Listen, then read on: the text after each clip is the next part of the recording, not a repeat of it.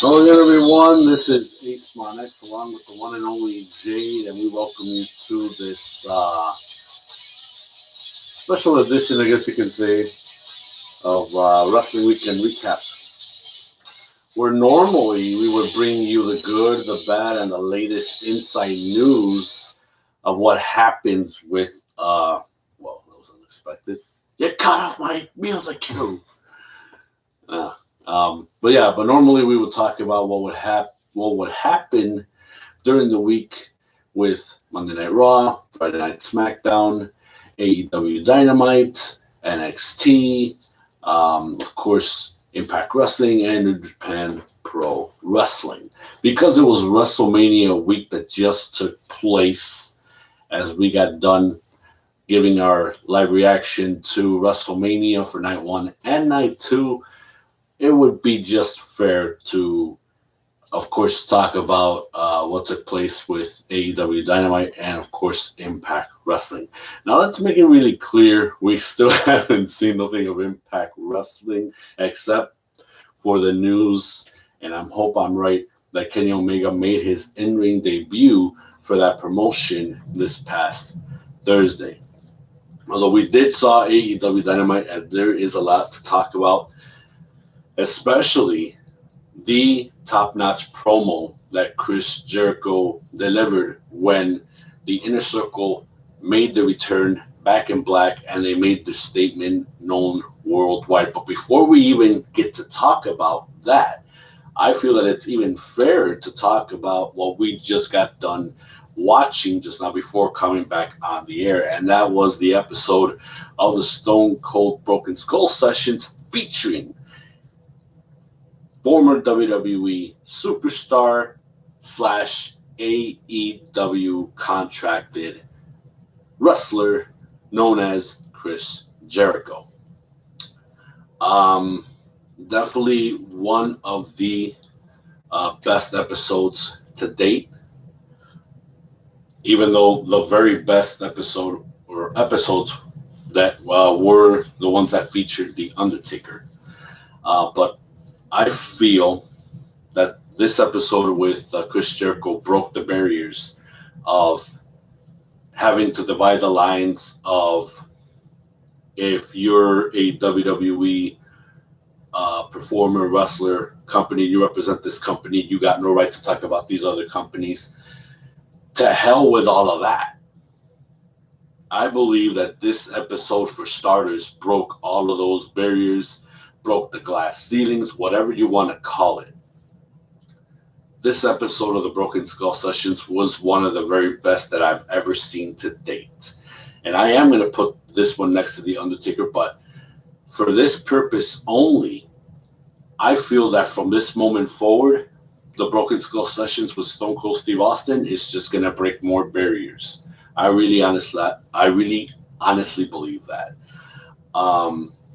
He did get to talk about AEW. He mentioned AEW. He mentioned Tony Khan. He mentioned Kenny Omega, the Young Bucks, Adam Page, and himself, because he felt that those individuals, along with Jericho himself, brought the AEW to a nationwide audience. They felt that they finally landed with having this TV deal with the Turner Networks, and obviously they're being aired on TNT every single Wednesday night. And of course, we've been doing AEW reviews ever since we first launched, so there has been no complaint about AEW for anything. But I still feel that because I did mention it on this past live reaction for WrestleMania Night 2, I will reiterate it at the end once we're done talking about our review for this past Wednesday of Dynamite, and what I think the issue that I believe AEW has right now with not just having the platform of Dynamite, but creating 2 more platforms for YouTube as far as Elevation is concerned and the original Dark. But back to the Broken Skull Sessions episode that featured Chris Jericho. Like I said, I felt it's one of the best. They got to talk about AEW. They mentioned all those AEW likeness,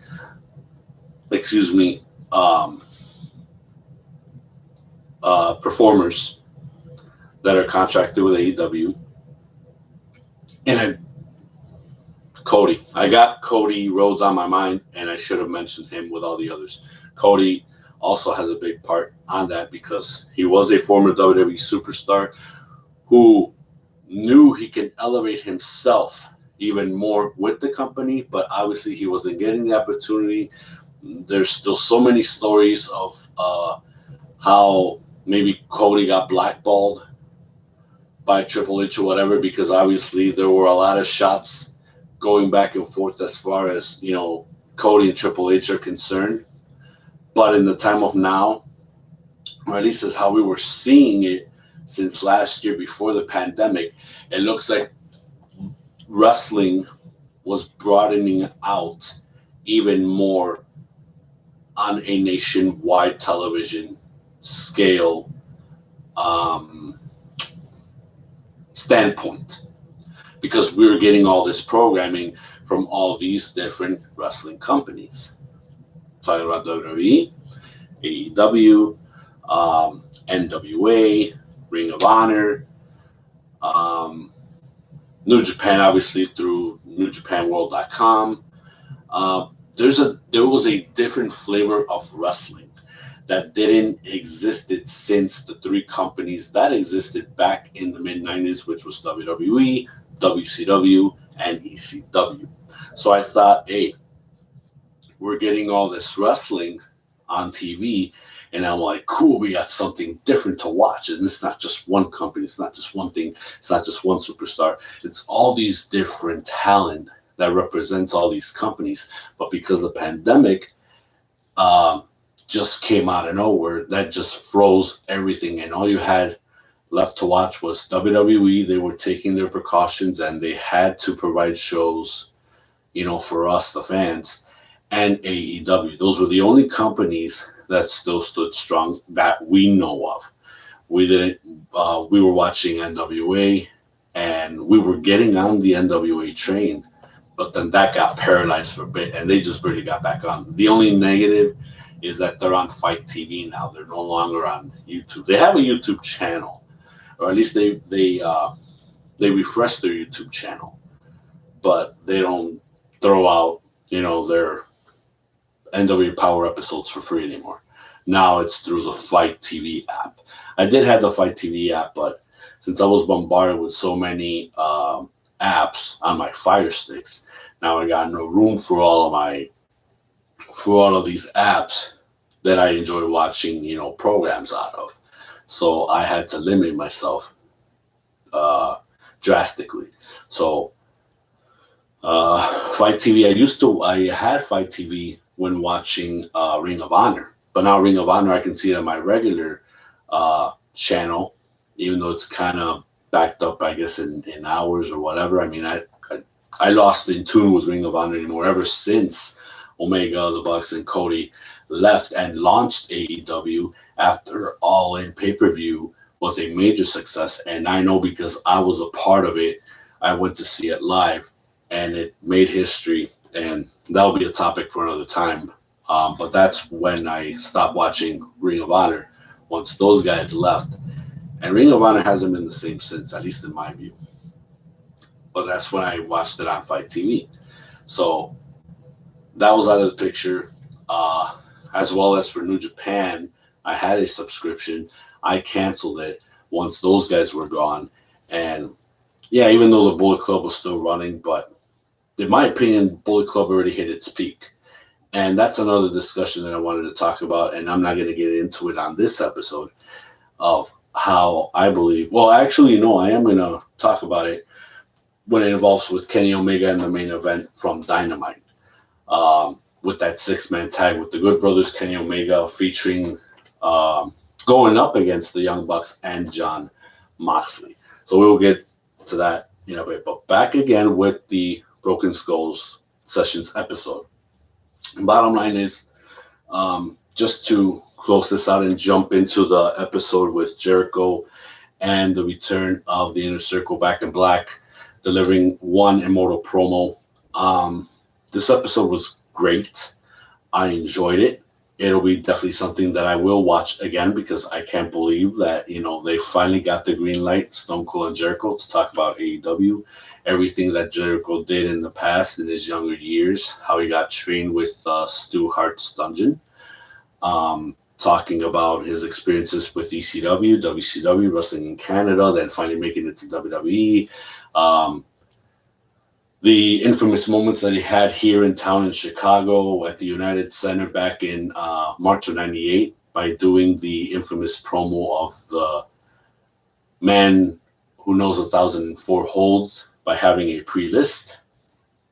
And we finally heard it and I recommend that you should watch that episode because we finally got to hear, without the announcers, without Tony Schiavone and Larry Zbyszko talking and Mike Tenay, of how Jericho was just running his mouth and having to repeat armbar so many times in that list. I mean, it was golden nonetheless.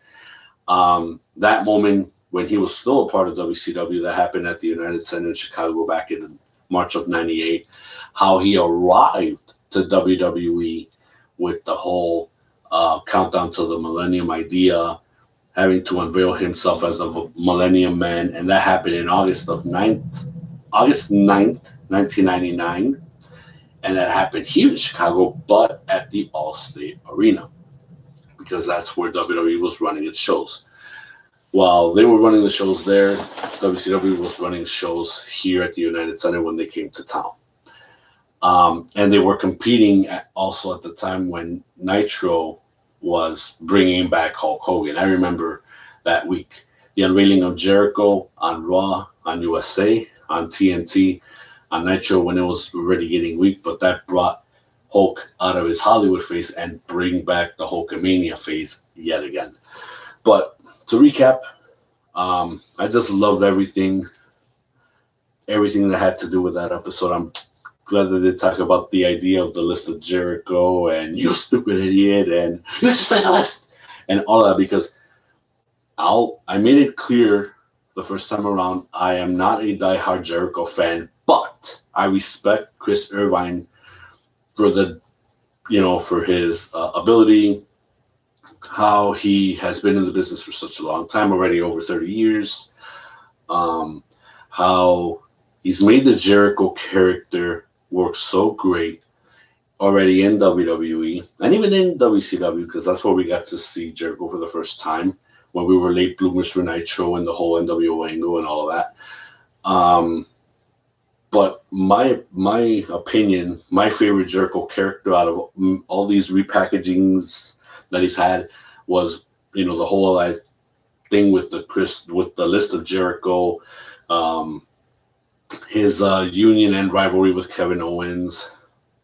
That whole period was good, and even after leaving WWE, when we got to see him in New Japan, having the rivalries with Okada, with also with the leader of Los Ingobernables de Japón, Tetsuya Naito.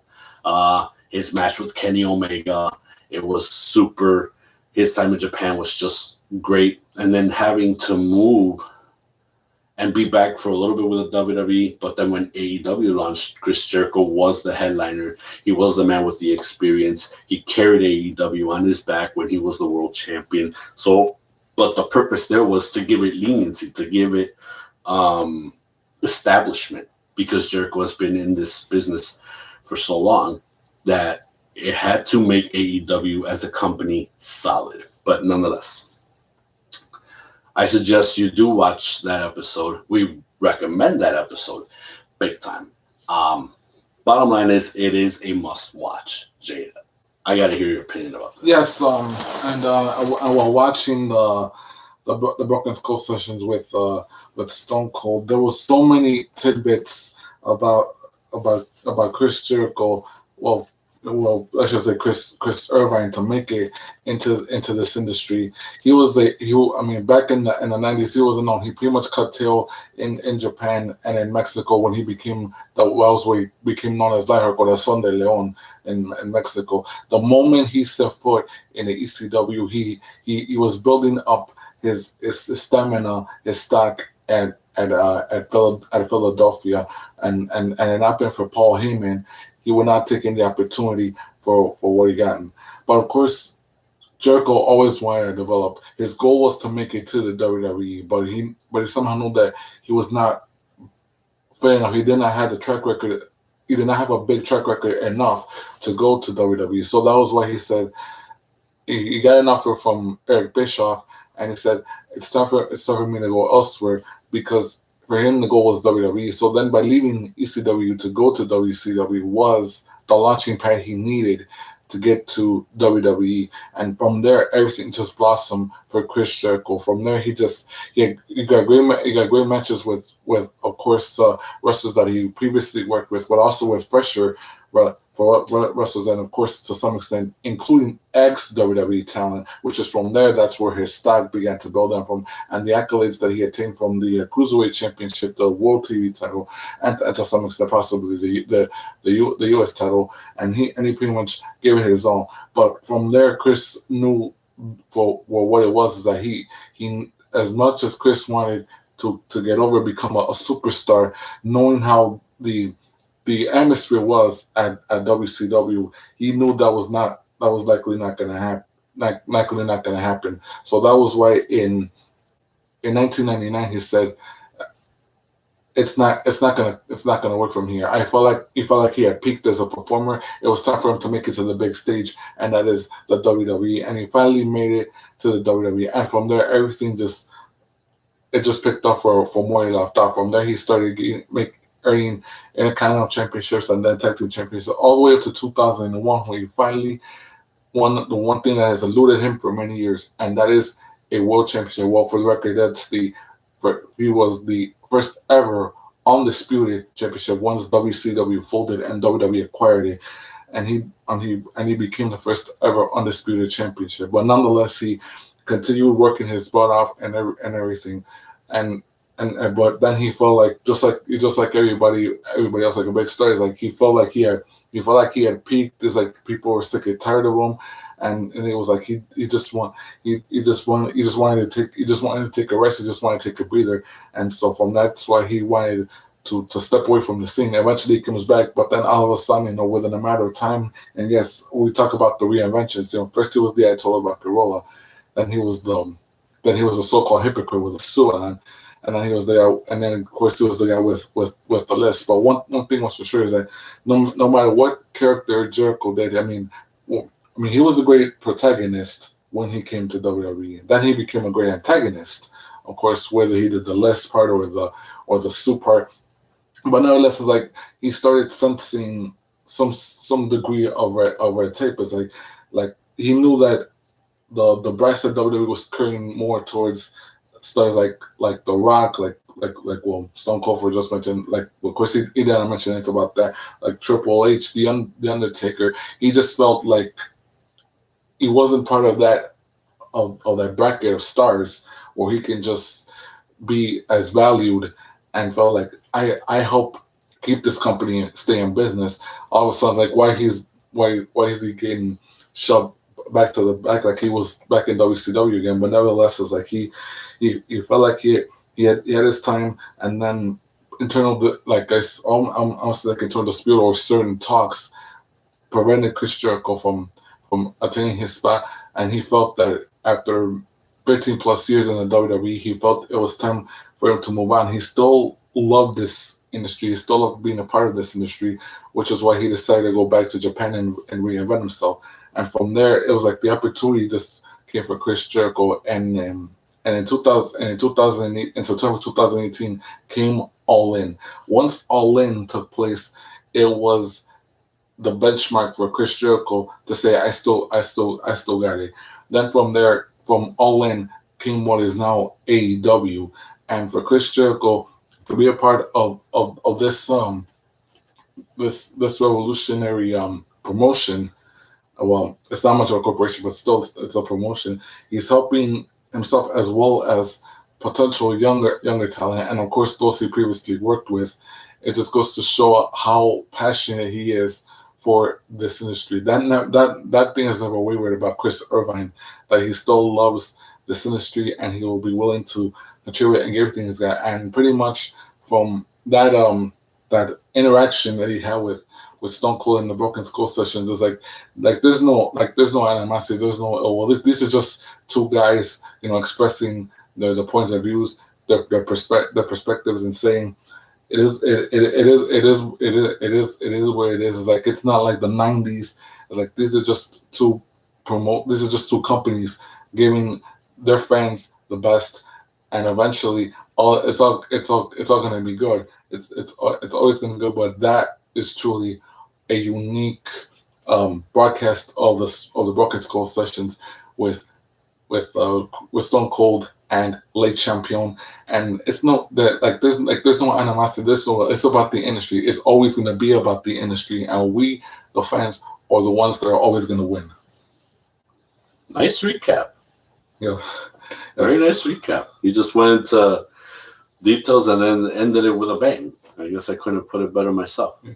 But would you say that this episode is worth watching? Yes, it's definitely worth watching.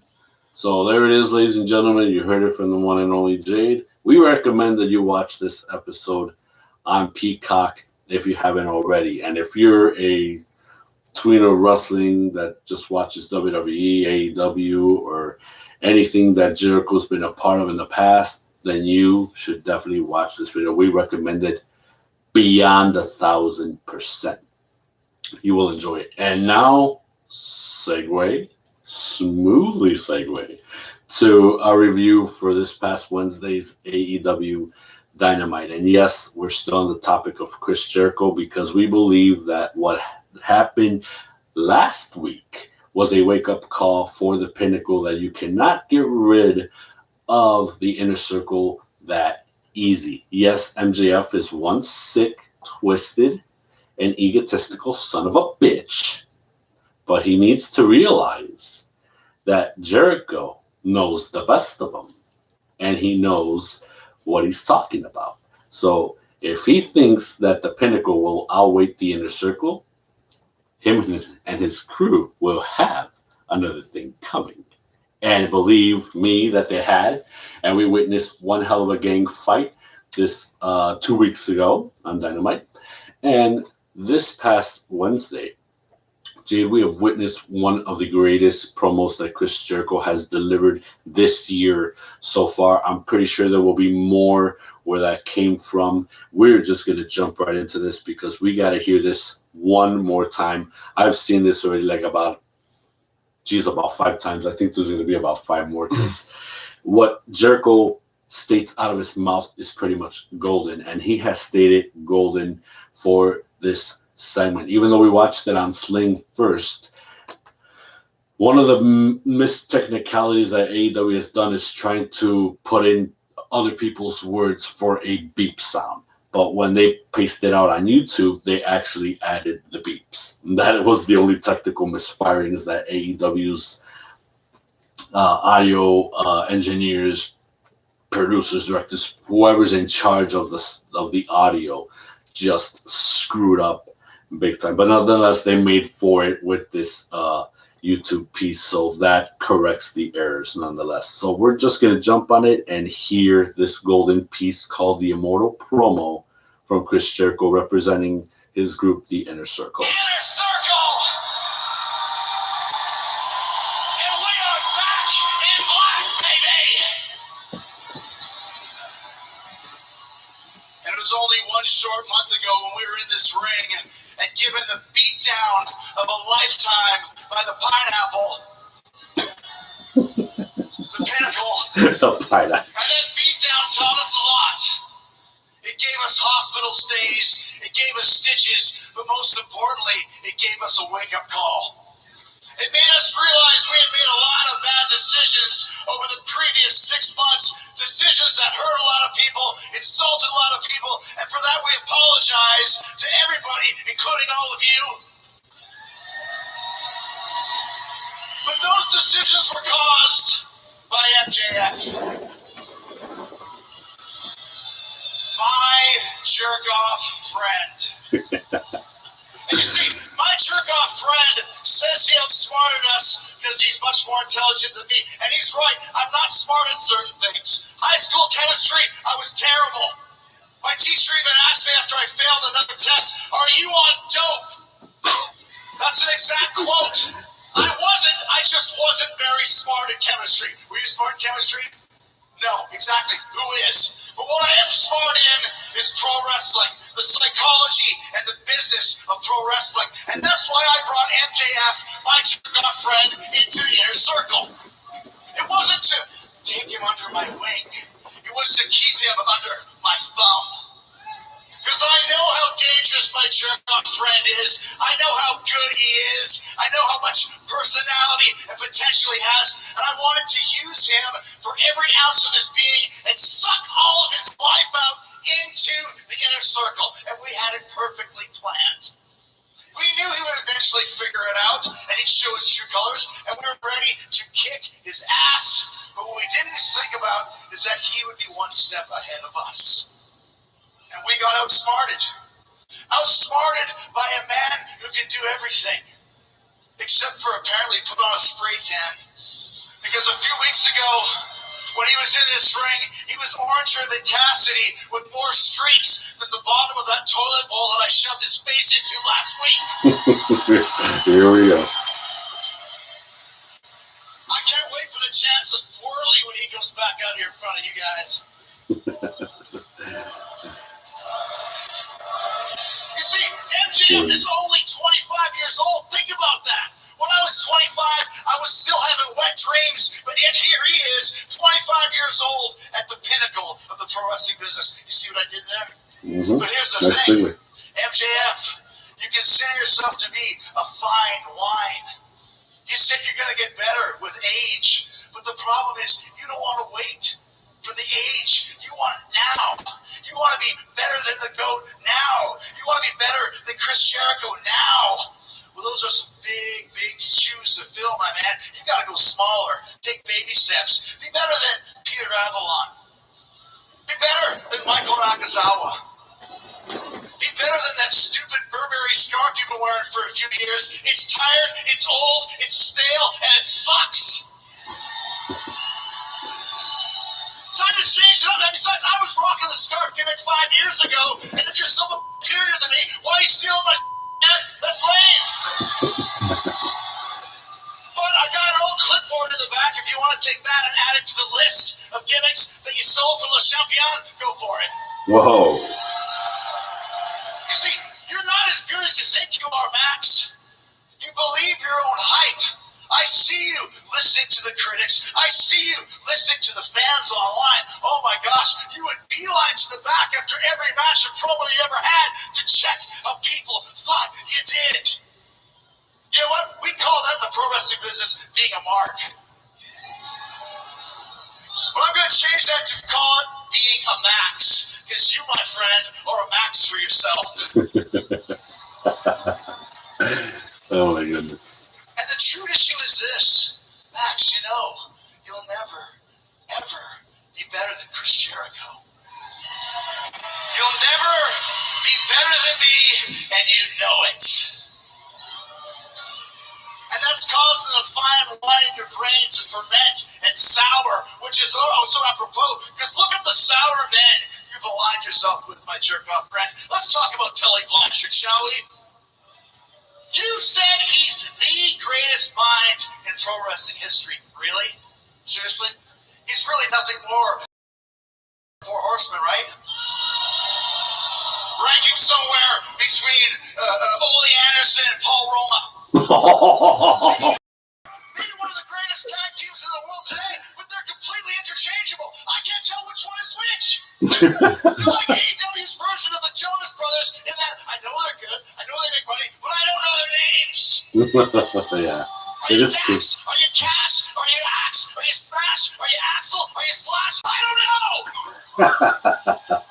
And then, of course, there's Spears, Sean Spears. He's got such a great upside, they say. I've never seen it. The only thing I've seen from Spears is his number on my phone when he called me after getting fired from the Fed 10 years ago, asking for advice.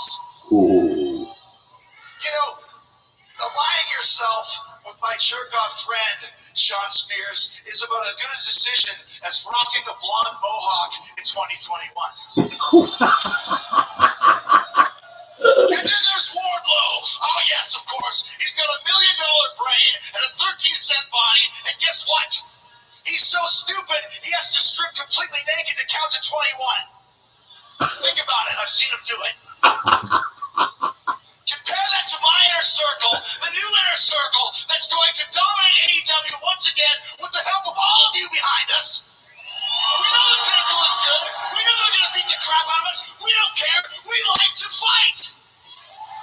The bottom line is we're going to shove the faces of the Pinnacle up each other's asses and form a human centipede with MJF in the back. You want blood? You want violence? You got it. Because we've been waiting for a match since March 25th of last year. Why play crab ass anymore? You want blood and violence? You're going to get it. May 5th, right here in Daly's Place. First time ever, Pinnacle versus Inner Circle in a blood and guts match.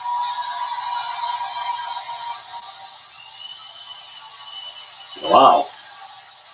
Wow, it's right. The Inner Circle, we are back in black. Been gone too long. We're glad to be back. We're going to beat the living because like we told you last week, the worst is yet to come, and God help you for it. Wow, you talking about throwing down the gauntlet, JR. We just heard an immortal promo. And indeed, it was an immortal promo, ladies and gentlemen. This is a piece that I will never get tired of. And by the looks of the numbers, it already went to 472K just 4 days ago with 12K likes, 222 dislikes. But it's like I said, this is one of the best promo pieces that Chris Jericho has laid out, and he just dumped all over the Pinnacle, deservingly, I might add. And now they're going to have to wait for a major build-up. I mean, there's going to be a lot of ass-kicking ensued from all members of the Pinnacle and the Inner Circle as we wait for May 5th, Cinco de Mayo, I might add. And if it's a, what is it, blood and guts match? Yes. If it's a blood and guts match they want, it's a blood and guts match that we will witness to see. I cannot wait for this one. I hope they had some tequila bottles to smash over their opponents' heads. I don't care if it's Pinnacle over the Inner Circle. I don't care if it's even vice versa. But bottom line is, we are going to see one hell of an ass-kicking match, Jade. Yes, we will. And last I'm gonna say not last Wednesday, but the Wednesday before, when the Pinnacle thought they had all the bases, or actually the direction going in their favor, they never thought they would have the Inner Circle back in their dressing room, bombarding them and then trashing them. And then going back to last Wednesday, Chris Jericho said it best. It's pretty much going to be a battle of who really is the better faction in AEW. Will it be the Inner Circle? Will it be the Pinnacle? It's going to take place in a blood and guts match on May the 5th. Now, pretty much the Pinnacle's got the work cut out for them, but we'll see what will transpire from now until May 5th, because pretty much the Pinnacle do everything it takes to prove themselves that they should be the new kids on the block, as the old saying goes. But don't count the Inner Circle. They'll do everything it takes to make sure they're still the number one faction in AEW. Well, it wasn't the end for the Inner Circle nonetheless, because it turns out that the Pinnacle was in the building, and we got to witness another one of many fights that we are yet to see to come within the next number of weeks before May 5th. And Jade, one of the biggest figures in the sport of the boxing world, was witnessed yet again for the second time in AEW. And what was his statement out of everything? We will hear that audio play right now. Jericho, blood and guts, May 5th, right here at Daly's Place, the Inner Circle and Pinnacle. You look more handsome than normal, Alex. What's going on? Go face that. No! from behind. And the usual, look at this. Dax Harwood, Cash Wheeler, and Sean Spears, Wardlow, or Inner Circle guys. Well, that's the question right now. Look at this. This is a gang assault. The obviously very offended MJF. Jericho on his own. Let's get him on here. Oh my God, there's absolutely no way that he can defend himself against 6 of these guys. The Inner Circle nowhere to be found as a pinnacle, just a gang assault on Chris Jericho here. Marvez mentioned it would be blood and guts on May 5th, but Pinnacle not content to wait.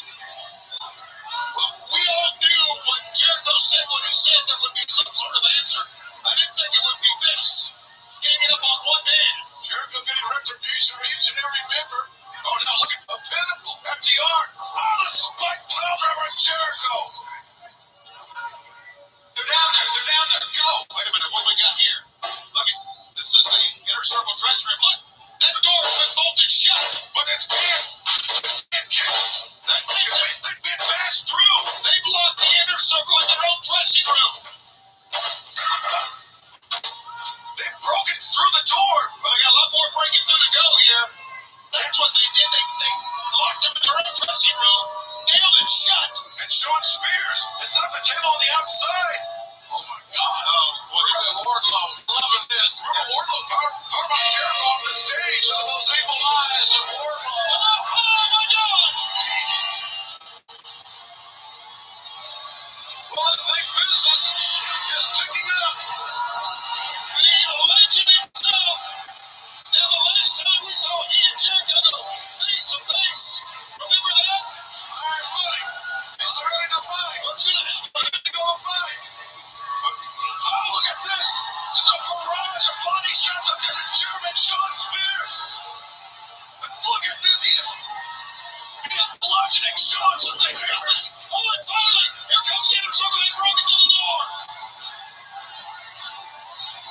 Iron Mike Tyson coming to the aid of the champion Chris Jericho. Didn't expect that, but here he is, and listen to the fans.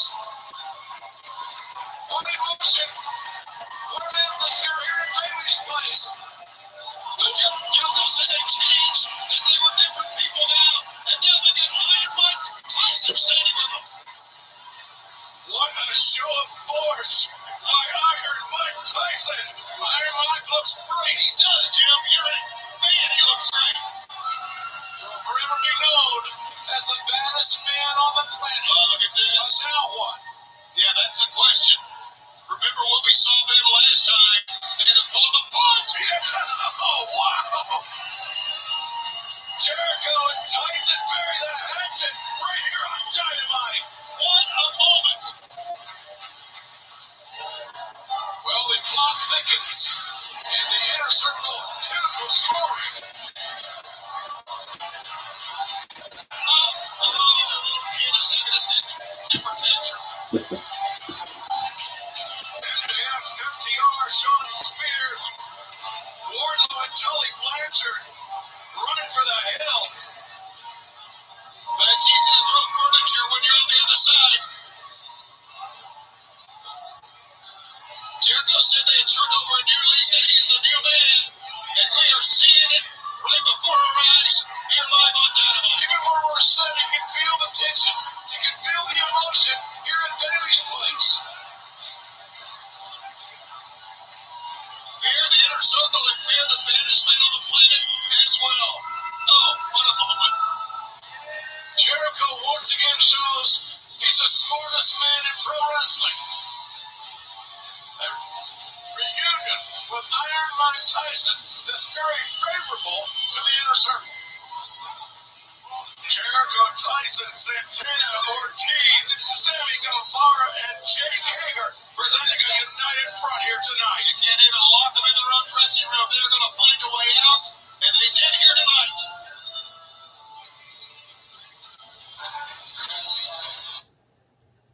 Well, it looks like for sure, Chris Jericho and the baddest man on the planet, you know, the best boxer in the world back in his day, Iron Mike Tyson, have mended fences. They stood tall together, having to make the Pinnacle run for their money, as the old cliche goes. This is really a moment, and we spoke of it before. Chris Jericho just knows his way around in and around the business. Knows his dynamic on when to be the heel, when to be the babyface, and looks like the Inner Circle has changed their ways now to fight the good fight for in the battleground of AEW. Now that the Pinnacle has arisen and would stand, well, even though they didn't stood tall this past week against the Inner Circle, but now the Inner Circle is most definitely a force to be reckoned with. But now with Pinnacle nipping them at the heels, we're going to see on May 5th just how this Blood and Guts match is going to go deeper into the souls of every single man on board.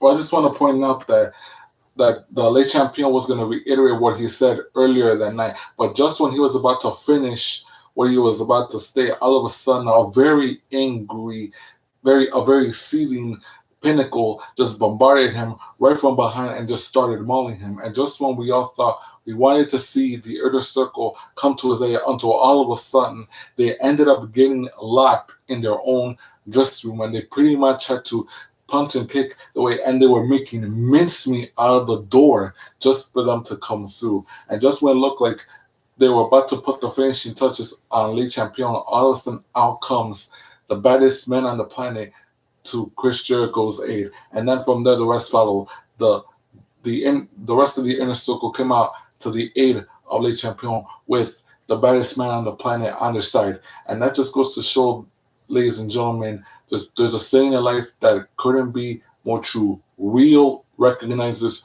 real. Because yes, the baddest man on the planet walked his path to greatness in the boxing world. Le Champion walked his path to greatness in the sports entertainment world, but there's a mutual understanding between the two of them, and that is why they're going to rely on one another. Pretty much the sides are now going to be evened up in this clash against Tully Blanchard and the Pinnacle. But we'll see from this Wednesday, possibly until Blood and Guts, to see how much more the stakes could raise up until Blood and Guts. And I believe the Pinnacle had that doors lock changed for a reason. Just in case if the Inner Circle would ever take it back, then they would have a plan in place, and that's to lock them in their what used to be and now is once again their own locker room. But obviously those lock pads are going to get changed once again so that this thing could never happen again. But who's going to make a big deal out of doors, right? Just as long as Inner Circle and Pinnacle don't run into each other in a dark alley, all hell would break loose yet again. Other things that happened this past Wednesday on AEW Dynamite, Hangman Page went one-on-one with one half of the Acclaimed, Max Caster. They had a really good, unbelievable match, but Hangman Adam Page is still on fire yet again, and he took care of the biggest loudmouth with the mic that is rumbling on like John Cena wannabe, but still is bringing out good flows. I mean, there's no doubt about that, in the form of Max Caster. Hangman Adam Page won his match. Other things that took place, we witnessed that Darby Allin, the Turner Network television champion, is a how do you call it? I just lost the term. He wants to be that defending champion each and every week because the television title should mean something, being defended every week. So knowing that statement and being heard worldwide, an individual, of course, had his chance and opportunity to, go at Darby Allin and the TNT Championship, and that would be. Do you remember the name of that big palooka? He was running with Ryan Nemeth, Mr. Hollywood, and another third guy. I forgot his and Cesar Bernoni. You mean JD Drake? Yes, JD Drake. Thank you very much. So you're already getting into these new names, and we're getting into these new characters coming in. But yes, JD Drake Impressive, pretty much in his own right. But, Darby Allin is one no good stinker, as another old cliche goes, that will refuse to go down to anyone. And of course, Stinger was out there to make sure that that it was an even playing field, to make sure that Ryan Nemeth nor Cesar Bernoni will stick their nose in this matchup. And indeed, he did just that. And yes, yet again, once again, still TNT champion, the most mysterious yet very interesting man that is the TNT AEW champion, in the form of a future painted individual, Darby Allin. Other matches that have taken place on the card. Actually, another thing that took place as well is that the Death Triangle was coming out for a promo, and all three of them got reunited yet again. Pentagon, Cero Miedo, también Rey Fénix, and also Pac, that dirty bastard. Of course, went to face with the reuniting BFFs. We call them BFFs because they are best friends forever. Best friends in the form of that Southern man, which I like to call Chucky T. Chucky Taylor, Trent Beretta. Trent made his return, and one Orange Cassidy, who at times is on mute, but then when he feels like being spoken or needs to speak, he will do. And now with the 4th edition, that alien girl. What was her name again? That alien Chris girl? Chris Statlander. I mean, forgive me, we haven't seen her much as of late because, of course, we remember that she was in the beginning of AEW when it first launched, but because of the pandemic, we haven't seen her in over a year. In matches and performing and all that.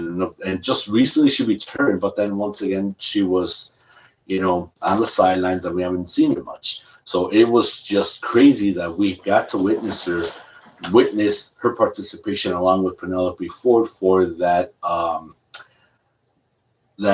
arcade fight. Yeah, the Arcade Anarchy. The Arcade Anarchy, which I'm not even going to get into because you already heard my opinions from the previous episode of the Wrestling Weekend Recap.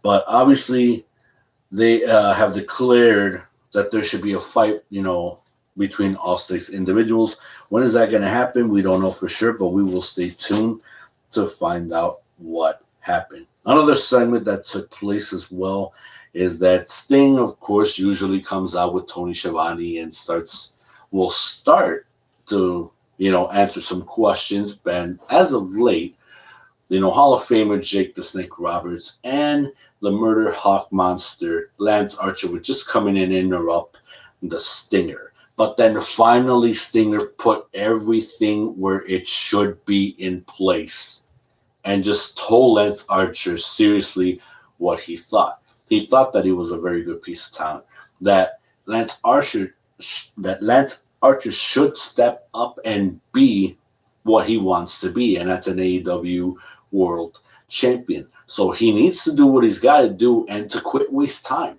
Just go do it. Do what you got to do. And pretty much what Lance Archer got was 100% icon seal of approval. And he told Jake, hey, coach him the right way. He's got the approval. Hey, it's like, hey, do your thing. You're his manager for a reason. Get on with it. Go do it. Quit wasting time. Go. And that was it. So it is the Murder Hawk Monster's time. Now, if he says it's his time, well, then show it. Quit wasting time on Sting. You already got the approval from him. Show the world why it's your time now. Go do it. And that leads us of course, the promotion of what was the name of that movie that was coming out with Godzilla vs. Kong. Godzilla vs. Kong, and in a way, they wanted to make an adaptation of such with some talent that AEW has in the form of Bear Country going up against Jurassic Express. It was a very entertaining match. I mean, Bear Country's got a lot going for them, no doubt about it.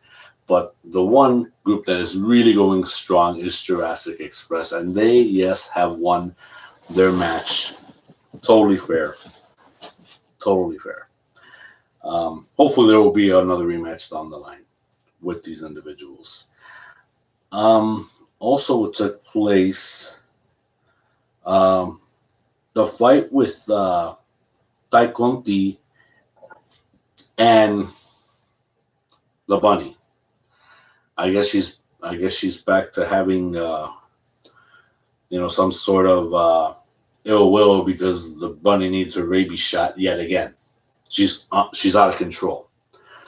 And she showed it by being in the ring with Tai Conti. It was an amazing match nonetheless. These two women are definitely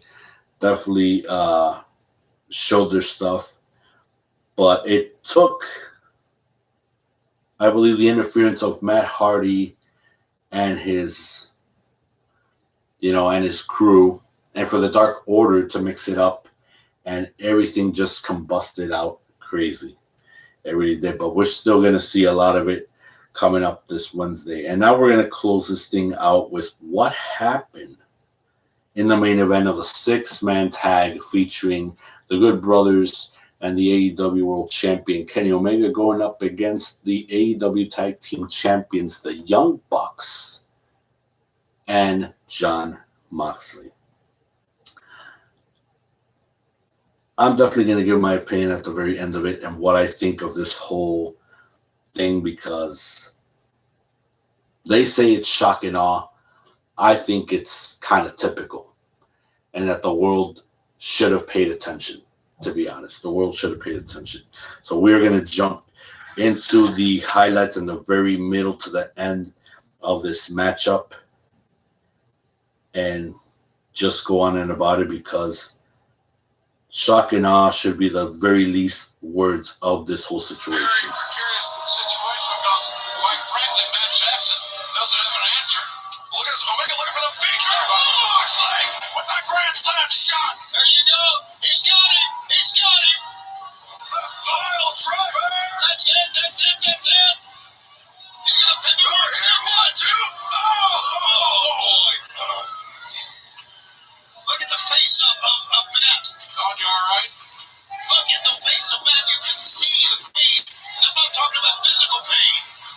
See, lady, yes, Kenny said, are you all right? Are you okay?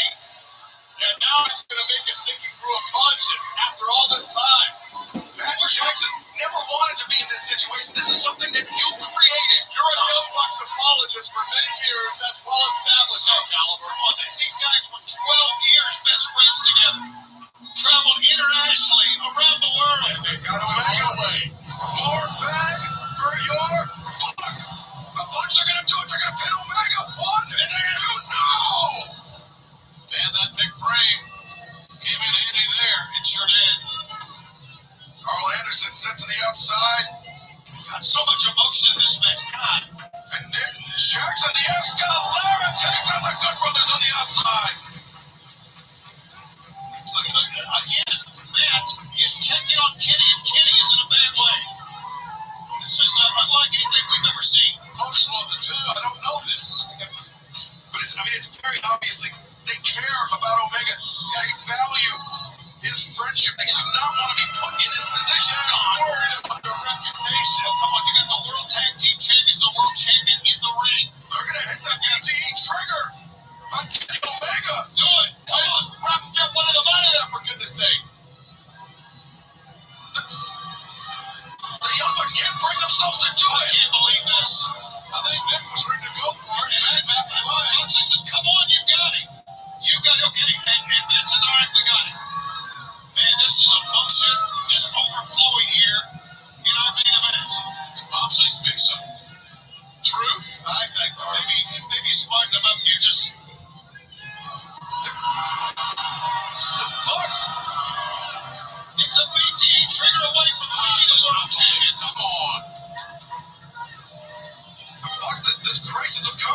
checked himself in. Yeah, Moxley's gonna finish the job. Moxley won't give a damn. We'll take to get Moxley out of there. He'll take Moxley to the head.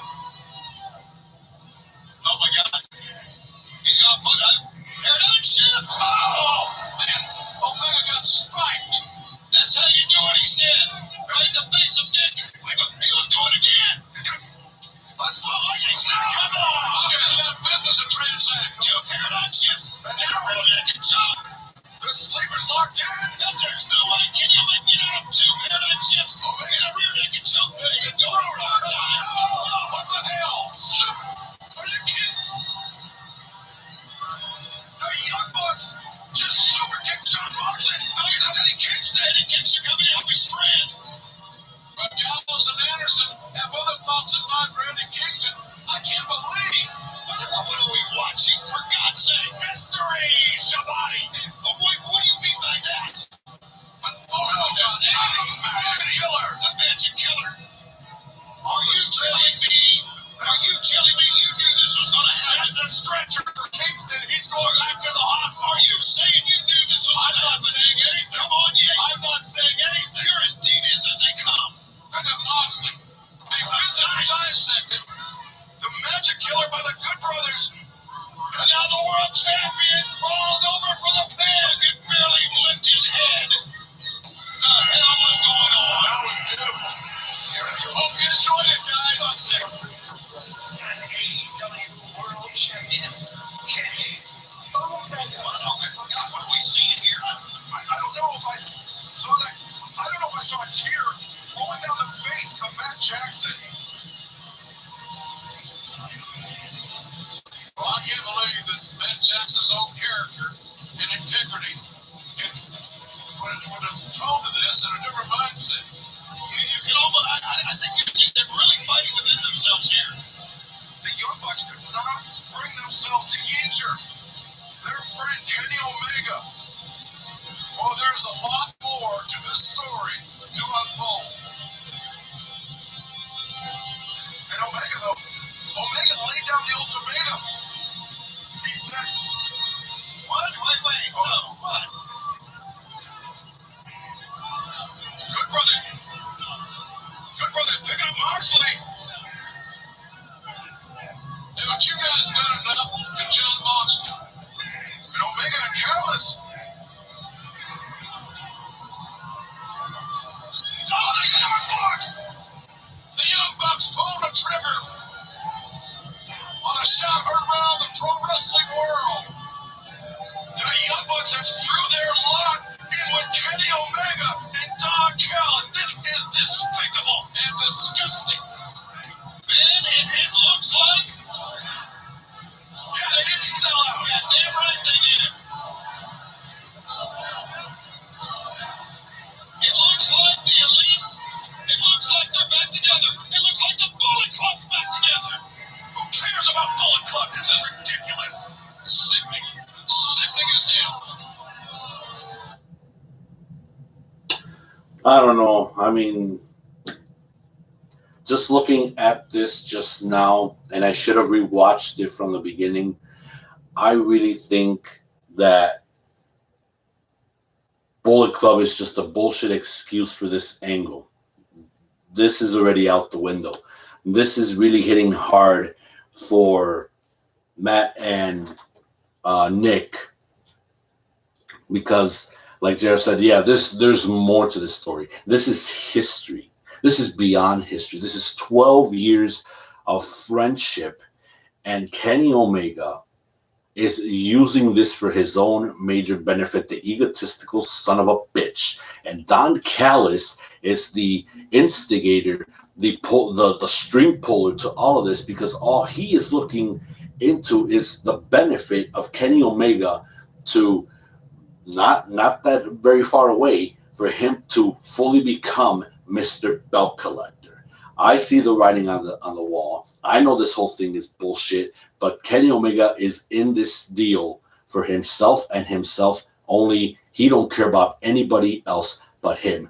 Don Callis don't care about anybody else but Kenny Omega himself, because obviously this plan has been concocted since the ages of time, and it's going to happen one way or another. But the only thing that I'm looking for is for Kenny Omega to be dethroned.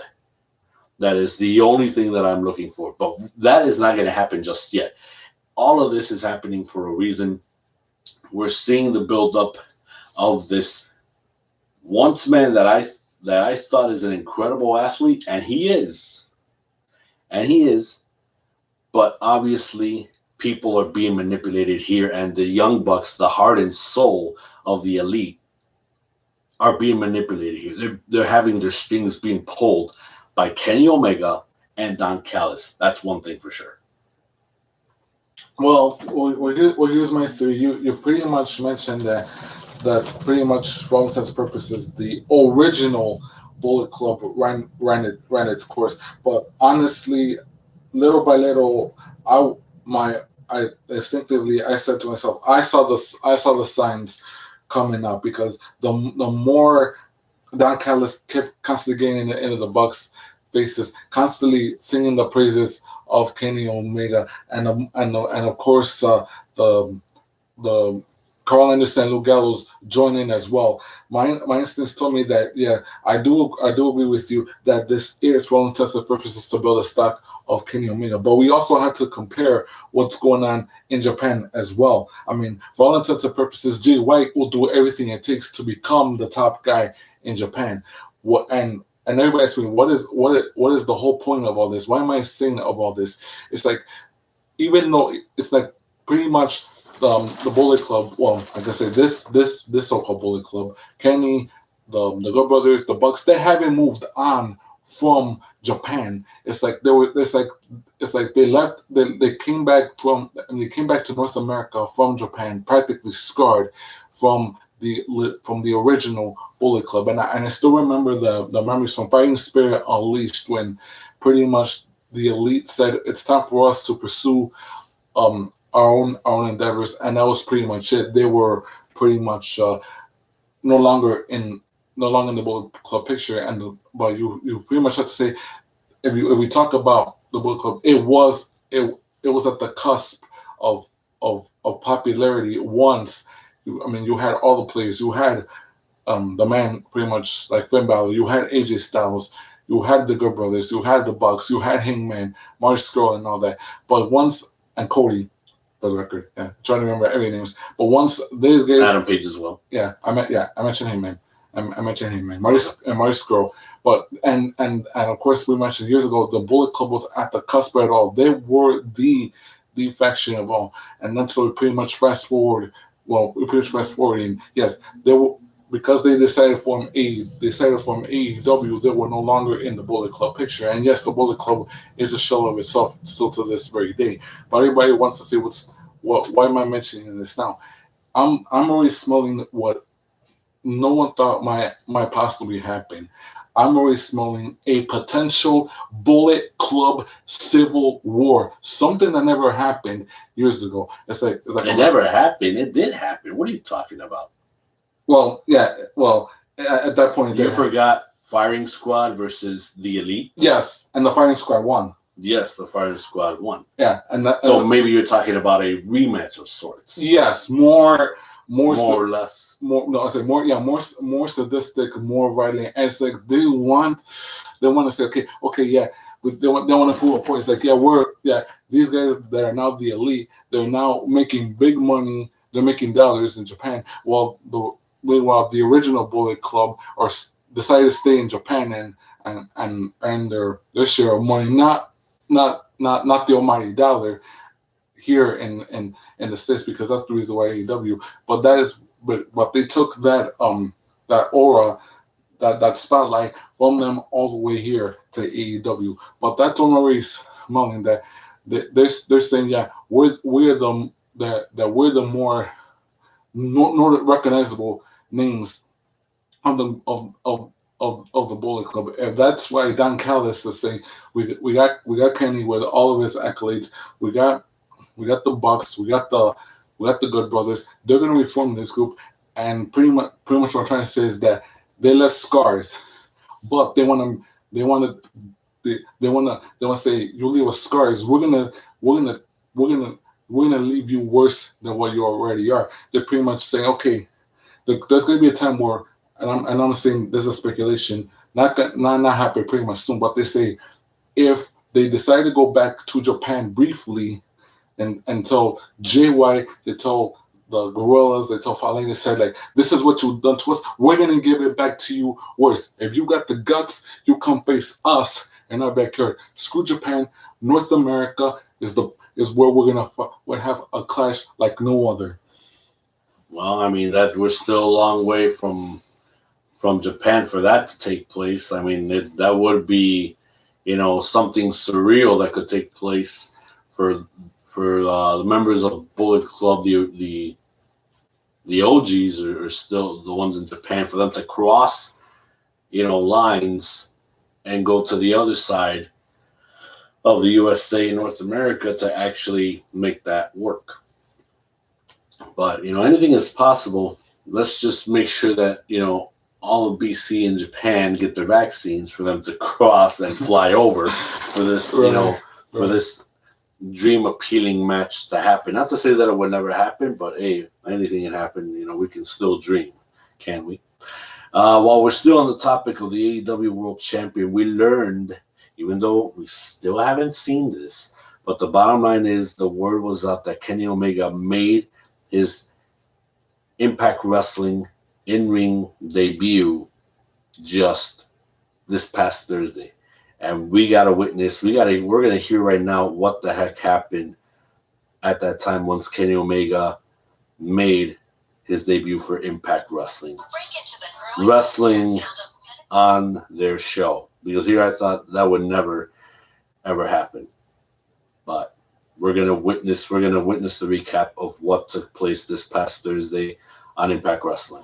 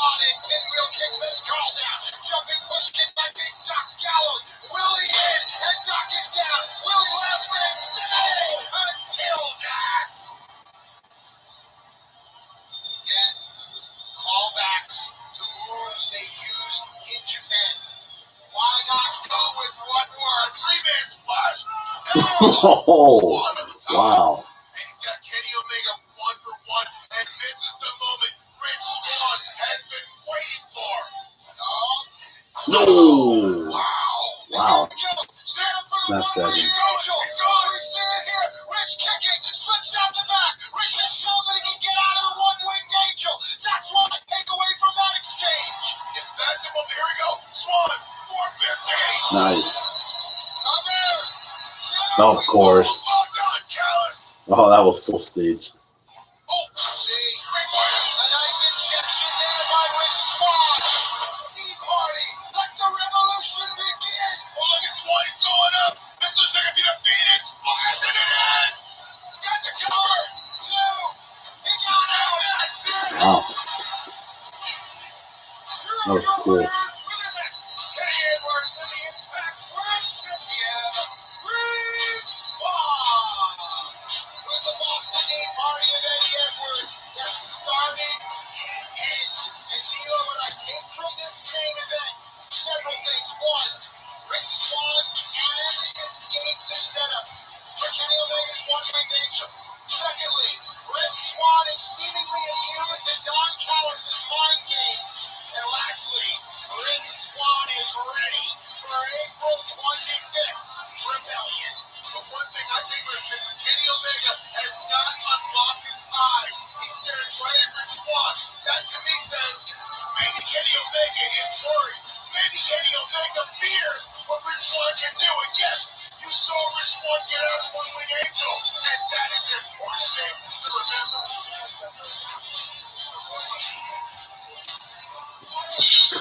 A warm up. Wow.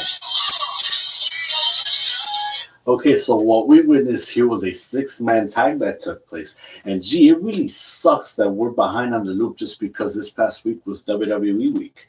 Now I really want to shoot myself in the foot for having to miss, but I still have it on DVR, or on demand, however it turns out. But now I got to watch that episode. I don't know if you're going to catch it, but I definitely got to watch it before this next Impact Wrestling episode comes until. So anyway, 6-man tag featuring the Good Brothers and the AEW World Champion Kenny Omega. They took on Willie Mack, they took on Eddie Edwards, and the Impact Wrestling Heavyweight Champion Rich Swann. Man, if only I would have seen it at its proper time.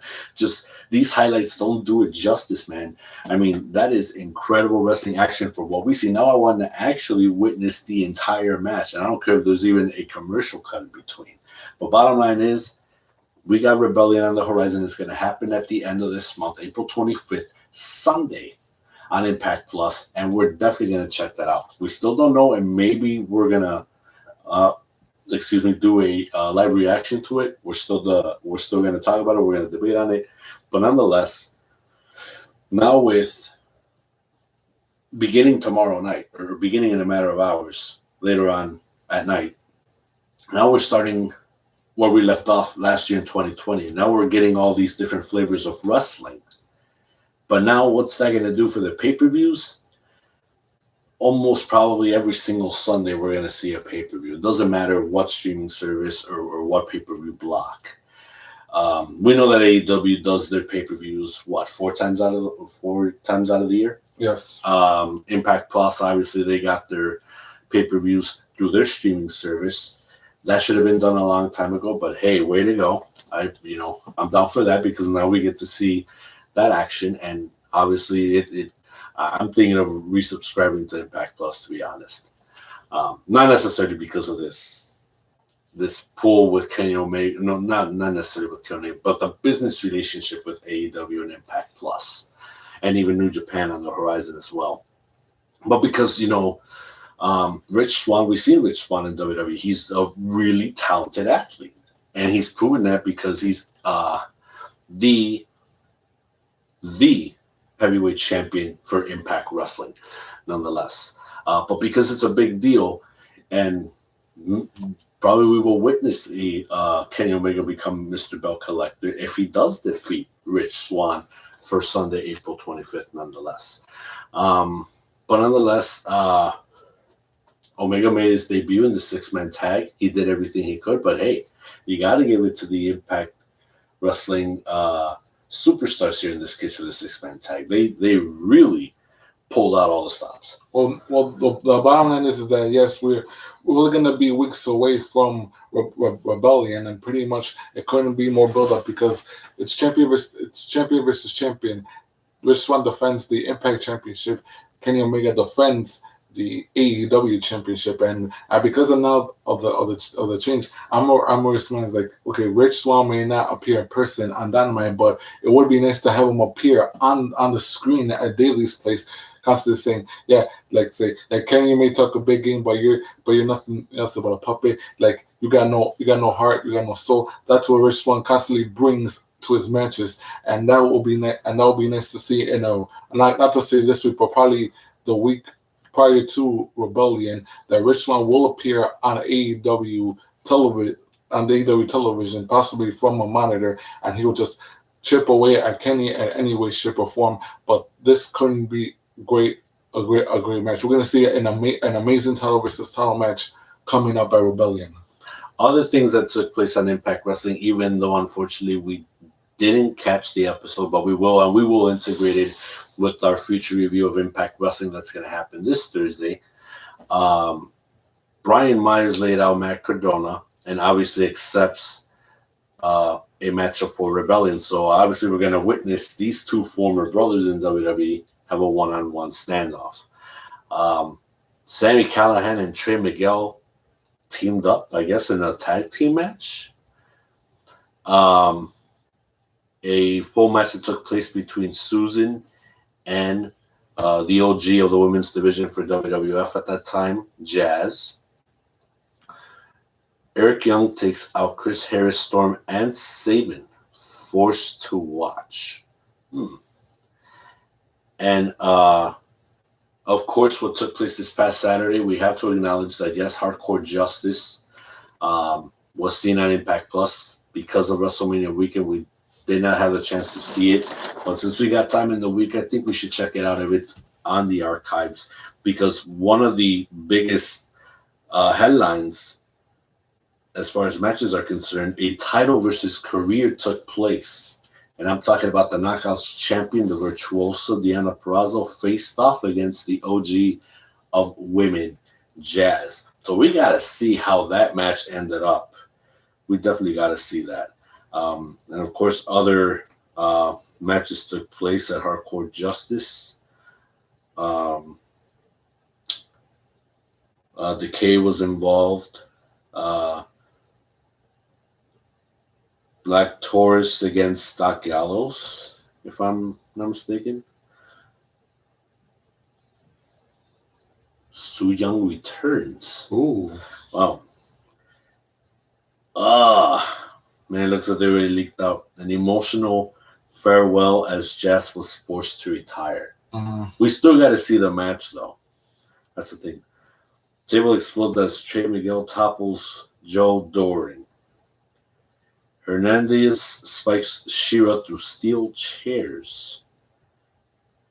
And what is in the box? You won't believe the answer. So, obviously, we got to catch up with Impact. We got to witness Hardcore Justice. And we got to check out, of course, before Hardcore Justice, this past episode of Impact Wrestling in full. That way we can definitely give our full review for this next Saturday. And that pretty much wraps it up because it's already getting way late. I gotta get some sleep to get to work. That is a biter. Well, ladies and gentlemen, we appreciate you watching us tonight. We want to thank you for giving this chance for us to give our review, even though this is already going on a Sunday into a Monday. But hey, now we're going to see a whole new era of professional wrestling / sports entertainment. No doubt about that. We start with Monday Night Raw later on. Tuesday, we will see a whole new time slot for NXT, as now they will take over Tuesday nights. As Wednesday will be, no doubt, a Dynamite night for AEW. Thursday, we will witness the second week of Impact Wrestling. Friday nights will belong to SmackDown still. And Saturday nights, come back and join us for a whole new episode of the Wrestling Weekend Recap, where we will now give you the good, the bad, and the latest inside news as far as what happens on Monday through Friday with all these different flavors of sports entertainment. And only we can bring you the latest of what took place for an entire week. I can't wait to see how we lay all of this out. This is going to be very, very exciting. That's right. So don't forget, as always, what you say. Oh, yes. And of course, our infamous disclaimer. You could have said it right off. I mean, I I mean, you hear it from me so many times. I want to hear you say it for once. Yes. So yeah. For now, ladies and gentlemen, before we sign off, we just because Ismail J always says it best. From now until next Saturday, we like to say, don't have a cow, man, because it is clearly our opinions only.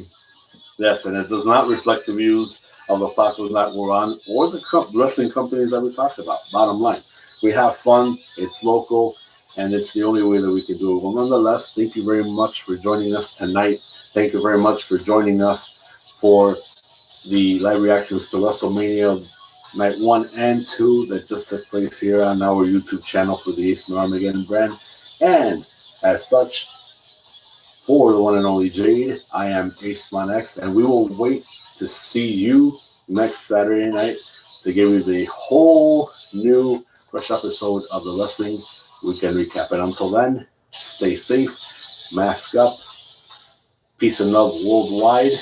Thank you very much for joining us. We will see you this Saturday night. Have a good night, everyone.